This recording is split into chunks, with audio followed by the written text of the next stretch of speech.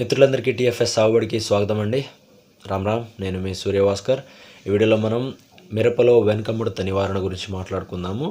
అయితే మిరపలో వెనకముడత నివారించుకోవడానికి చాలా సొల్యూషన్స్ ఉన్నాయి. సో దాంట్లో ప్రధానంగా చాలా వరకు అంటే టక్కున ఎవరైనా చెప్పగలిగేది ఏంటంటే పెగాసిస్ అది స్ప్రే చేస్తే సరిపోతుంది అయిపోతుంది అని అనుకుంటూ ఉంటారు. బట్ పెగాసిస్, ఒబెరాను లేకపోతే ఇంకా ఒమైటు ఇటువంటి ఎన్నో మంచి మంచి మందులు స్ప్రే చేసినప్పటికి కూడా ఆ వెనకముడత అనేది క్లియర్ అవ్వకుండా చాలామంది ఇంకా మందుల మీద మందులు స్ప్రే చేస్తూ ఉంటారు. సో అలాగా ఛాన్స్ తీసుకోవద్దు. సో మనం ముందస్తుగానే జాగ్రత్త తీసుకుంటే ఓవరాల్గా క్రాప్ ఎఫెక్ట్ కాకుండా ఉంటుంది అనమాట. సో ఆ డిసీజ్ వచ్చినప్పటికీ మనం క్యూర్ చేసుకోవడానికి 100% ఛాన్సెస్ ఉన్నాయి. అయినప్పటికీ కూడా ఈ వెనకముడత వస్తే కనుక ఫ్లవరింగ్ సరిగ్గా రాదు. వచ్చిన ఫ్లవరింగ్ కూడా మొత్తం రాలిపోతుంది. లేకపోతే కాయలు కట్టినప్పటికి కూడా కాయలు కూడా రాలిపోతూ ఉంటాయి. టోటల్ పైన మొగ్గంతా కూడా ముడుచుకొని ఉంటుంది.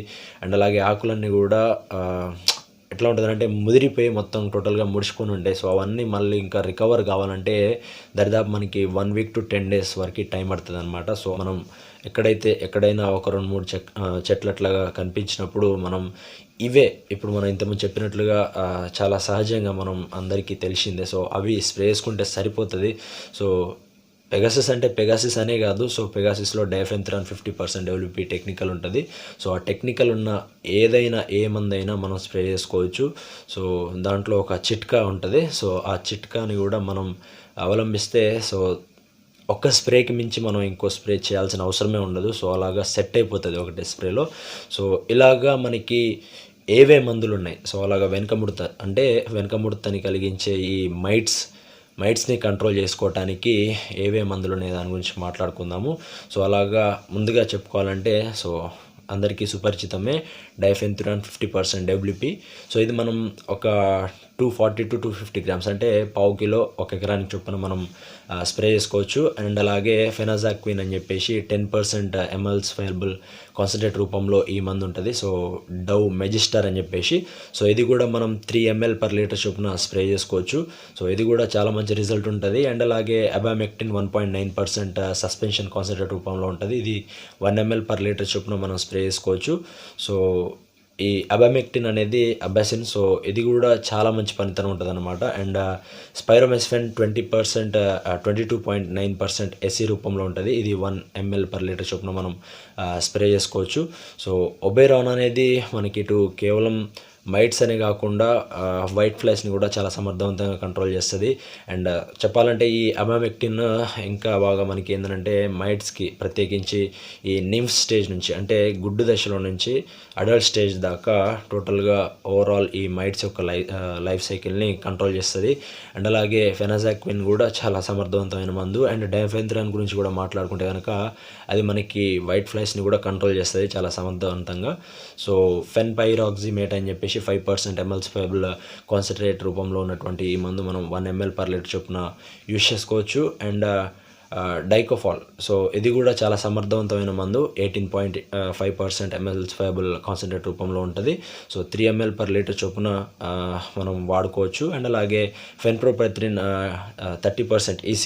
సో ఈ మందు కూడా మనకి వెనకముడత పైముడత ఈ 2 ముడతలకు కూడా పనిచేస్తుంది. అండ్ వెనకముడతకి ఇంకా సమర్థవంతంగా పనితనం చూపిస్తుంది. సో అలాగా 0.5 ml/లీటర్ చొప్పున మనం స్ప్రే చేసుకోవచ్చు. అండ్ అలాగే ప్రొపర్గైడ్ 57% EC. సో ఇది కూడా చాలా సమర్థవంతమైన మందు. అండ్ అలాగే చాలా తక్కువ కాస్ట్లో వస్తుంది. అండ్ నిమ్ఫ్ స్టేజ్ గుడ్డ దశలో నుంచి దాని యొక్క తల్లి పురుగుని కూడా చాలా సమర్థవంతంగా అంటే ఎగ్ స్టేజ్ నుంచి అడల్ట్ స్టేజ్ దాకా సో ఓవరాల్ కంప్లీట్ లైఫ్ సైకిల్ని కూడా ఇది నిరోధిస్తుంది. సో ఇలాగా మనం 600 ml/ఎకరా చొప్పున మనం డోసేజ్ తీసుకోవచ్చు. అండ్ అలాగే క్లోర్ఫెన్పైర్ 10% SC సస్పెన్షన్ కాన్సన్ట్రేట్ రూపంలో ఉంటుంది. ఇది కూడా 3 ml/లీటర్ చొప్పున మనం స్ప్రే చేసుకోవచ్చు. 2 ml to 2.5 ml కానీ లేకపోతే 3 ml/లీటర్ చొప్పున. సో అలాగా ఉధృతి మరి ఎక్కువగా ఉంటాయి. సో క్లోర్ఫెన్పైర్ కూడా మనకి పై ముడత అండ్ అలాగే ఏమైనా లద్దె పురుగులు లాంటివి ఏమైనా ఉన్నా కూడా వాటిని కూడా సమర్థవంతంగా కంట్రోల్ చేస్తుంది. అండ్ అలాగే హెక్సిథయాజాక్స్ అని చెప్పేసి 5.45% EC రూపంలో ఉన్నటువంటి ఈ మందు 200 ml పర్ ఎకరా చొప్పున మనం డోసేజ్ తీసుకోవచ్చు. సో అలాగా ఇది కూడా చాలా మంచి పనితనం కనపరుస్తుంది. సో వీటిలో ఉన్న ఈ మందుల్లో ఏవైనా కూడా మీరు స్ప్రే చేసుకోవచ్చు. ఏవైనా ఒక స్ప్రే తోటే మంచిగా కంట్రోల్ అయిపోతుంది. సో ఇంకా మనకి చెప్పుకోవాలంటే సల్ఫర్ 80% WP ఇది కూడా చాలా సమర్థవంతమైన ఒక ఫంగిసైడ్ అండ్ అలాగే ఒక అకారిసైడ్ కూడా. కాకపోతే సల్ఫర్ మనం ఫ్లవరింగ్ స్టేజ్లో యూస్ చేస్తే కనుక కొంచెం డిసడ్వాంటేజ్ ఉంటుంది, ఫ్లవరింగ్ డ్రాప్ అవడానికి ఛాన్స్ ఉంటుంది కాబట్టి సో అది నేను మెయిన్ లిస్ట్లో ఇంక్లూడ్ చేయట్లేను. అండ్ ఇంకా చాలా మందులు అయితే ఉంటాయి. సో బయో మందుల్లో కూడా చాలా మంచి పనితనం ఉండేటివి కూడా ఉంటాయి. సో పొంగామియా ఆయిల్స్ సంబంధించి కొన్ని ప్రొడక్ట్స్ అయితే ఉంటాయి మనకి నోవా అగ్రి ప్రొడక్ట్స్లో. సో అలాగా పొంగామియా ఎక్స్ట్రాక్ట్ బేస్డ్ ప్రోడక్ట్స్ ఏమైనా ఉన్నా కూడా అవి కూడా చాలా సమర్థవంతంగా పనిచేస్తాయి అన్నమాట. బయో మందుల కిందకి వస్తాయి ఇవి. సో అలాగా హెర్బల్ ప్రొడక్ట్స్ అండ్ అలాగే బయో ప్రొడక్ట్స్ అని కూడా చెప్పుకోవచ్చు. సో ఈ మందులతోటి చాలా మంచిగా కంట్రోల్ అయిపోతుంది ఏదన్నా ఒక మందుతోటి. ఒకవేళ కంట్రోల్ అవ్వని పరిస్థితి ఉంటే అది కూడా ఎప్పుడనంటే అది టోటల్గా అంటే ఒకవేళ ఓవరాల్ ప్లాట్ అంతా కూడా అంటే స్ప్రెడ్ అయి ఉన్నప్పుడు సో అలాగా కంట్రోల్ అవ్వని పరిస్థితిలో ఉంటుంది. సో మనం ఖచ్చితంగా డోసేజ్ మాత్రం పల్సంగా అవ్వకుండా చూసుకోవాలన్నమాట. సో స్ప్రేయింగ్లో మన రైతులు చేసే ఒక చిన్న మిస్టేక్ 1 ml పర్ లీటర్ చొప్పున డోసేజ్ తీసుకోమని అంటారు. అండ్ అలాగే మనం తీసుకునేది ఎట్లుంటుంది అంటే ఒక 10 లీటర్ల వాటర్ ట్యాంక్లో మనం ఎంత వేసుకోవాలి 1 ml పర్ లీటర్ అంటే 10 ml వేసుకోవాలి. కాకపోతే మనం తీసుకునే ఆ బిందెలు ఏవైతే ఉంటాయో సో మనం పంపులో పోసే ఆ బిందెలు సో అవి దరిదాపు 12 to 14 లీటర్స్ వాటర్ కెపాసిటీ ఉన్న బిందెలు ఉంటాయి. సో నార్మల్గా ఎవరైనా కూడా వీటితోటి స్ప్రే చేసుకుంటారు పొలాల్లో ప్లాట్స్లో. సో వాటితో స్ప్రే చేసేటప్పుడు ఏంటంటే 12 to 14 లీటర్స్ వాటర్ కెపాసిటీ ఉన్న ఆ బిందెతోటి మనం పోసేటప్పుడు సో అలాగా 1 ml పర్ లీటర్ చొప్పున అంటే ఎంత 12 కానీ 14 ml తీసుకోవాలి. అలాంటప్పుడు మనం ఏం చేస్తాం, మన లెక్క ఎట్లుంటుంది అంటే ఒక పంపుకి 10 ml సరిపోతుంది అని చెప్పేసి అనుకుంటూ ఉంటాం. సో అలాగా అటువంటప్పుడు డోసేజ్ చాలా పలచబడిపోతుంది. సో దానివల్ల మైట్స్ కానీ పురుగు కానీ లేకపోతే వైట్ ఫ్లైస్ కానీ ఎటువంటి ఏ డిసీజ్ అయినా కూడా కంట్రోల్ అవ్వకుండా దాని ఉధృతి అనేది ఇంకా పెరిగిపోతూ ఉంటుంది అన్నమాట. అండ్ అలాగే దీని యొక్క టైమింగ్స్ కూడా ఖచ్చితంగా మనం పాటించాలి. ఏదైనా పురుగు మందు కానీ లేకపోతే ఏమైనా దోమల మందు ఏమైనా స్ప్రే చేస్తుంటప్పుడు ఎర్లీ మార్నింగ్ కానీ లేకపోతే లేట్ ఈవినింగ్ సో మరీ సాయంత్రం పూట కానీ లేకపోతే పొద్దున పూట అలాగ స్ప్రే చేసుకోవటం బెటర్ అన్నమాట. సో అటువంటప్పుడు ఏంటంటే అవి యాక్టివ్ ఉంటాయి అన్నమాట. ప్లాంట్స్ మీద రసం పీల్చడం కానీ లేకపోతే ఈ మొక్కల మీద ఆశించడానికి యాక్టివ్ ఉంటాయి అన్నమాట. సో అటువంటి టైంలో మనం స్ప్రే చేస్తే 100% రిజల్ట్స్ ఉంటాయి. అండ్ అలాగే ఇంకో తప్పిదం ఏంటంటే ఒకవేళ తోట గుబురుగా ఉన్నట్లయితే కనుక సో అలాగా ఉత్తుగా అట్లాగా స్ప్రే చేసుకుంటూ వెళ్ళిపోతూ ఉంటాం. సో అది నార్మల్గా ఎవరైనా చేసేదే.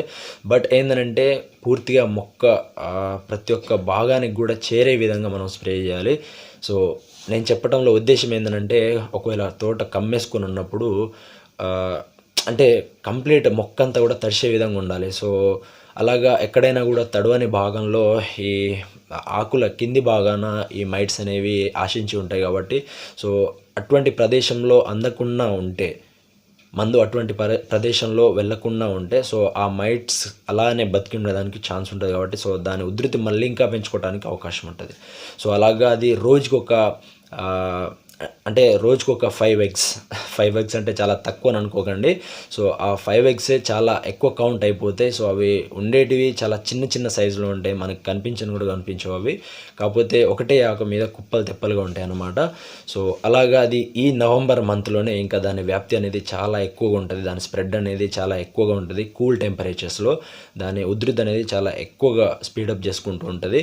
నార్మల్గా ఈ పై ముడత కంటే కూడా మనకి ఈ వెనక ముడత కింది ముడత అనేది చాలా ఎక్కువగా వస్తూ ఉంటుంది ఈ కూల్ టెంపరేచర్స్లో. సో అలాగా ఈ పై ముడత అనేది మనకి త్రిప్స్ వల్ల వస్తుంది, అది కొంచెం హెవీ టెంపరేచర్స్ వచ్చినప్పుడు. సో అది వేరే విషయం అనుకోండి. సో అలాగా ఈ నవంబర్ మాసంలో మరింత జాగ్రత్తగా ఉండాల్సిన అవసరం ఉంటుంది కూల్ టెంపరేచర్స్ ఉన్నప్పుడు. సో అలాగా ఇది ప్రతి ఒక్క నలుమూలల మందు వ్యాపించడానికి మనకి సూపర్ స్ప్రెడర్స్ అని దొరుకుతాయి. గమ్ములు అని చెప్తూ ఉంటాం, చిప్కో అని చెప్పేసి.